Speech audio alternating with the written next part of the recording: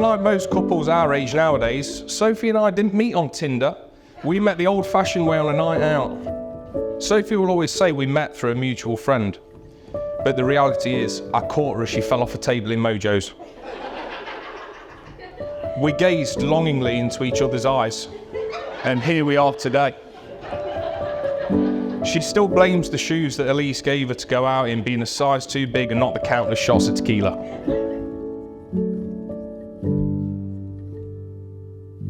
That night was fantastic. We hit it off instantly, we laughed, we drank, we danced, we had our first kiss in NG1. We headed over to West Bridgeford on our first date. We went to the Test Match pub, drank copious amounts of Guinness, played novelty oversized Connect 4 at the bar, and really started to get to know each other. Who says I can't show a girl a good time?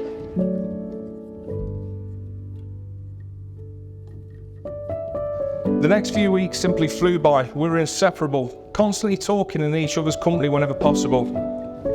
I really noticed just how special this girl was. I simply couldn't get enough of her. She was kind, fun, selfless, very thoughtful, always putting others ahead of herself. And on the odd occasion, she had been known to be a bit ditzy, which was always good for a cheap laugh.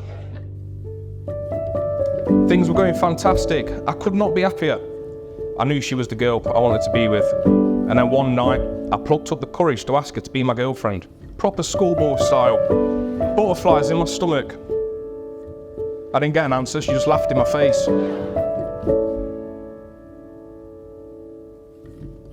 To be honest, I'm not sure how we had managed to avoid that entire step, because she still never said yeah, but here we are today.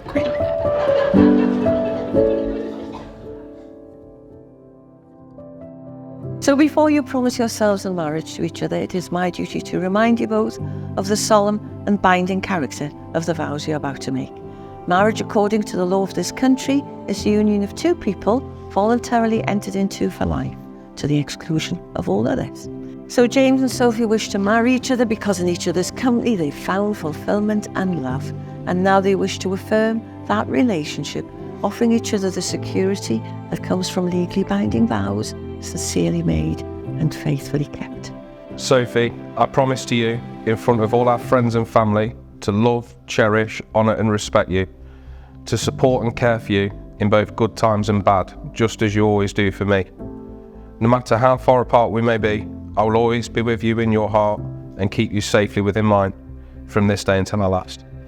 I promise to be your person always and never take for granted the love that we share. I promise to be true to you, to support you and encourage you, and challenge you and frustrate you always. Thank you for taking me as I am, loving me, caring for me and welcoming me to your heart.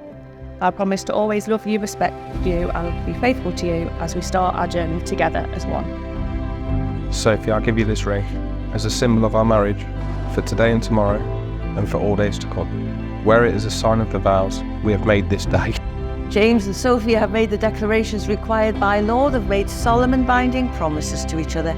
So I ask everyone here to join with me in wishing them the very best of luck in their new married life together. And it is with great delight I can now declare that you are husband and wife, and you know what comes next. The thing I've been waiting for.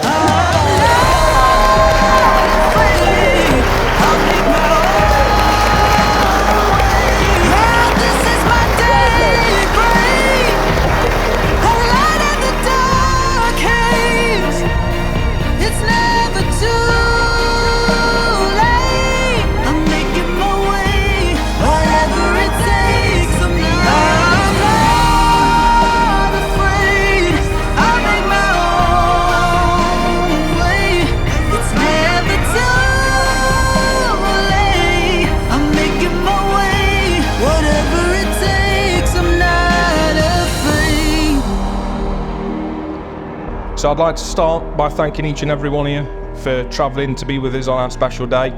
In a part of the country it's very special to both of us. Everyone looks fabulous, but none so more than Sophie. She's stealing the show, don't you all agree?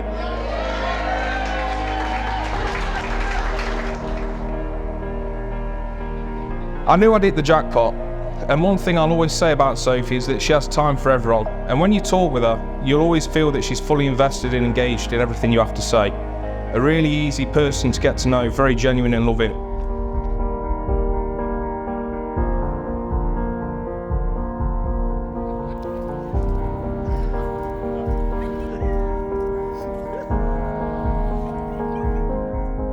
Despite spending all our available time together, I eventually asked Sophie to move in with me. Fortunately this time she didn't laugh in my face, but instead agreed. It was brilliant until she started filling the house with countless orchids that she struggled to keep alive, and scented candles and every other bit of tat she could get her hands on from B&M.